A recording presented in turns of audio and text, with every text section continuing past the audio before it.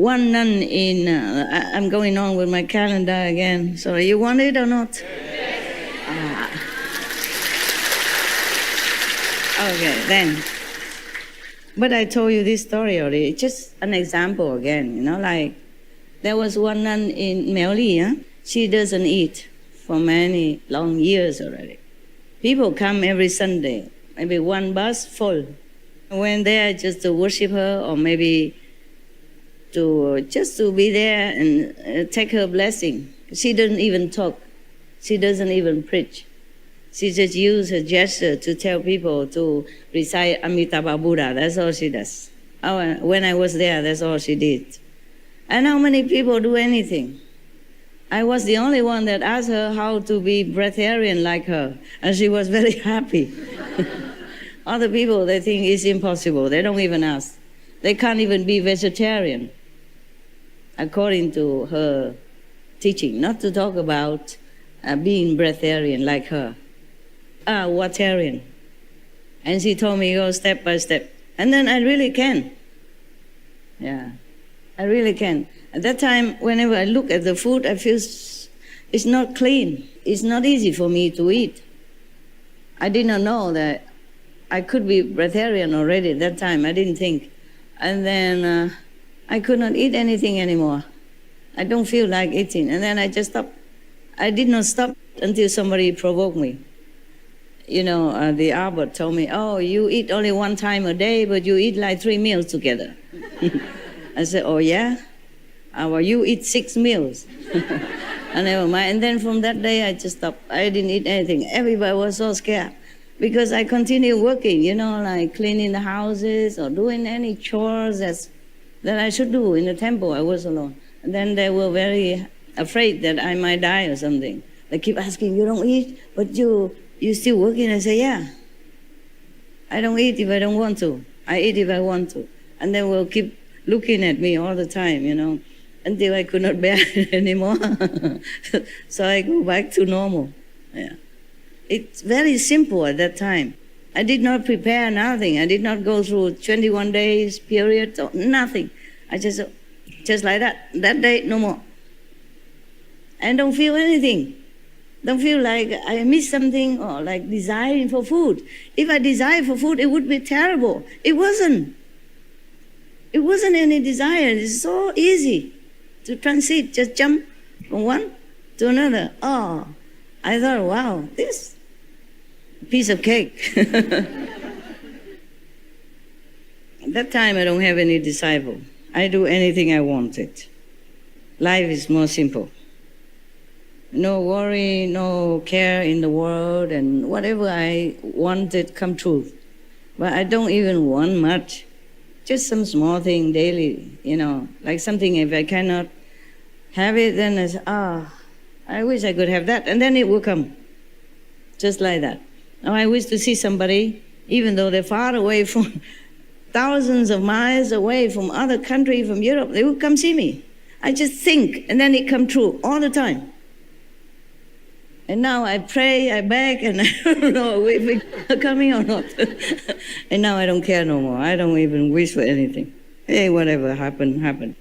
At that time, I did not do all that on purpose. I did not. It's just so easy. Life was so easy. Even I just don't want to eat anymore. I just don't. Imagine that. Now you can try. Even after 21 days, you still cannot stay breatharian. Maybe you take food and then slowly maybe, but it's not that easy. And now that I wonder, how easy was that for me? Now that I wonder, before for me is no problem. Because anything I want, it will happen immediately. Nowadays, maybe I wait for a couple of 1,000 years or something, if something to happen. Yeah, I have to meditate a lot. Do retreat a lot. Then maybe things will come slowly. Not so easy like before. But it's just different. At that time, life is easy for me only, but not significantly helpful to the world. So now, life is not all that difficult for me. It's not all that easy like before. Because before I lived like in a fairy tale, whatever I think, just come. I don't even wish. It's just a splitting thought, and then it will come. Of course, I didn't ever think of anything bad. Thanks God. Otherwise, it's too easy to come true us. Never mind. Oh, I'm going on with calendar again. Okay, stop there. Now, did you try breatharian? Many of you, some of you try, right? Is it easy? Yes or no? No. I see many heads shaking. Yeah, I know that. Because of that, because I heard so many difficult stories about trying to go without food. Then I appreciated my time back then in New York. Living in New York City, in the temple, but in New York, surrounding with meat-eating people, all kind of people, Taiwanese who come and Chinese who come to the temple.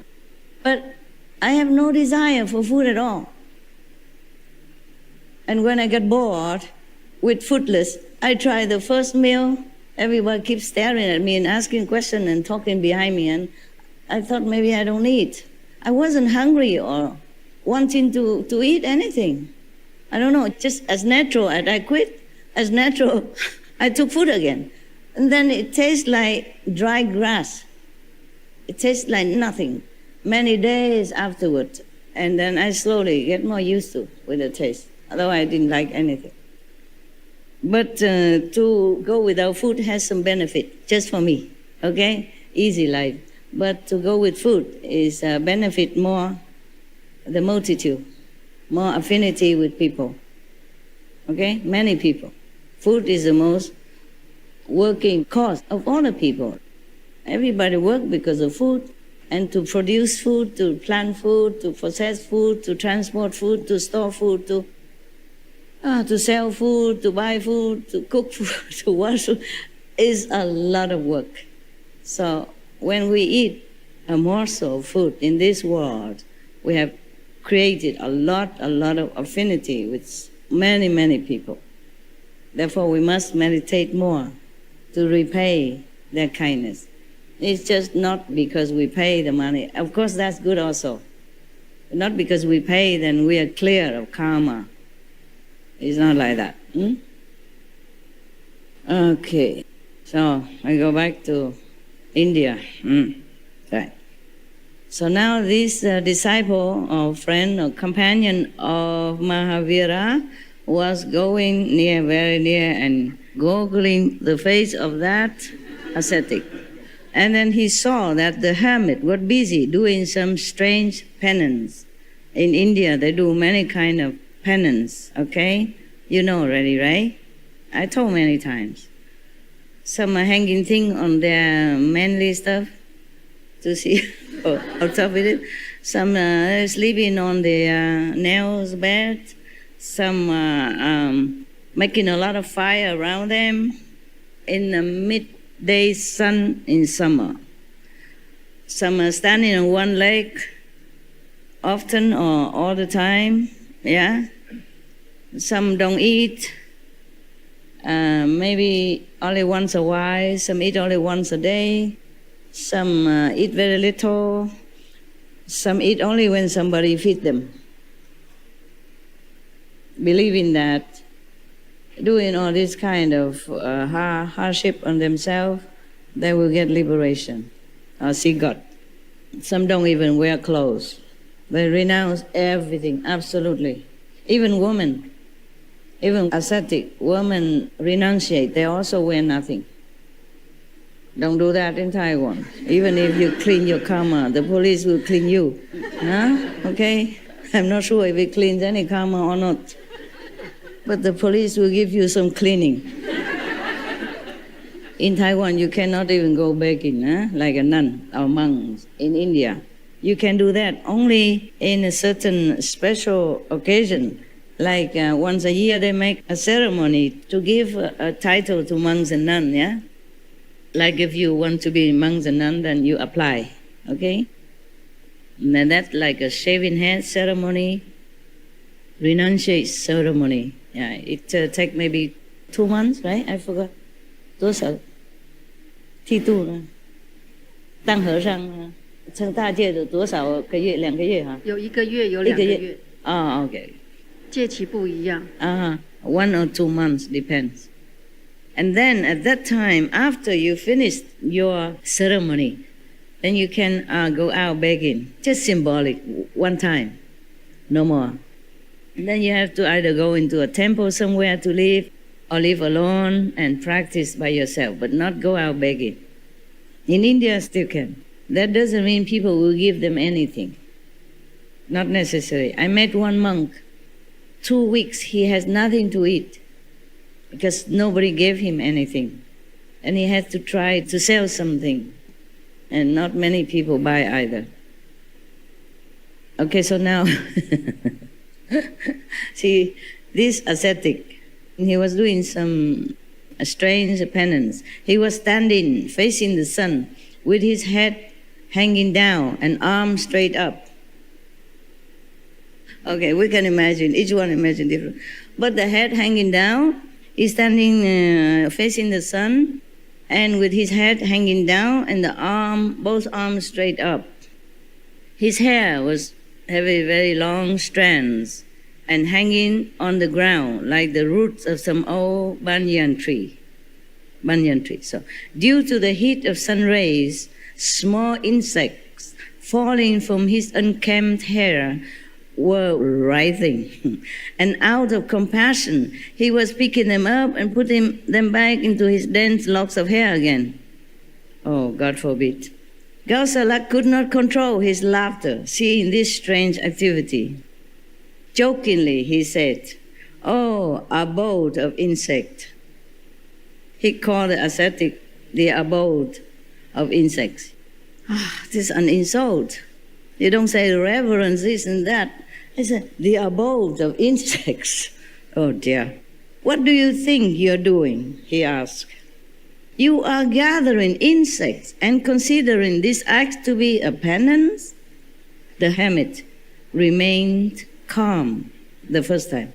But when Gaushalak did not refrain from making biting remarks, the hermit looked at him with his burning eyes and said, "Oh, vicious person, my name is Vasyayan Tapas, and I am the doom of ignorant fools like you." He got mad now. Instead of jolting him to sanity, this scornful comment drew an insulting laughter even more from Gaushalak. The hermit now took a few steps back and angrily started emitting fire from his mouth. Careful, I don't have any fire. But beware, there are some fire from hell that you cannot stop and I cannot stop. So he stepped back and then emitting fire from his mouth. So, he did a lot of penance. So, of course, he will have some magic power like this, yes? The Buddha's disciples also have different magical powers. Good or not, they do have. Yes. Like sometimes they can fly in the air and then upper body can spray out water, or under body will spray out fire. For example, like that. Or walking through stones, walking through walls, walking through locked door, flying in the air, making fire out of nothing, walk on water. Now, more or less, this is the main thing, okay? I said I can do, but I don't. I cannot. I'm not allowed to do anything. What I mean is these are possible, okay? If you don't have other karmas influence, you can be a master and have all kind of magical power that is very suitable for you, convenient. It's just that these powers are not from astral power, so you can use it. Just like the disciples of the Buddhas, of the Buddha, Shakyamuni Buddha. One monk, he was a beggar, but then after he practiced just a short while, he could walk through stone already. walk me through stone or any obstacles. It's very convenient, in fact. Just if you are a master, it's difficult. You cannot. You sign to relinquish everything. You lose everything. Absolutely, you begin zero again. And then you may gain some again, but if you have a lot of disciples, you lose all the time. And you could lose everything also. It doesn't matter. Just in case you want to be a master and gather a lot of disciples and being famous and all that, think twice. People in this world are difficult to teach, to change. They might listen to you and clap their hands, but they don't understand what you're saying. And even maybe they understand just intellectually, not deeply, not enlighteningly. So very difficult to change their mind and their way of life. And for that, it costs you a lot. Because if they are your disciples, you accept them, whatever they do, you must try to help. So this miraculous power of emitting a fire from your mouth is called, it has a name, it's called Tejolesya, okay? Acquired through long and harsh penance. The Buddha has never condoned any practice of a magical power. These are not high power, okay? They are very low. And you can practice many years doing this penance like the tapas, ascetic here, then you can have quite a few powers that you can also walk on the water. The Buddha one time wanted to cross a river, and there was a boat, and he was about to cross with the boat.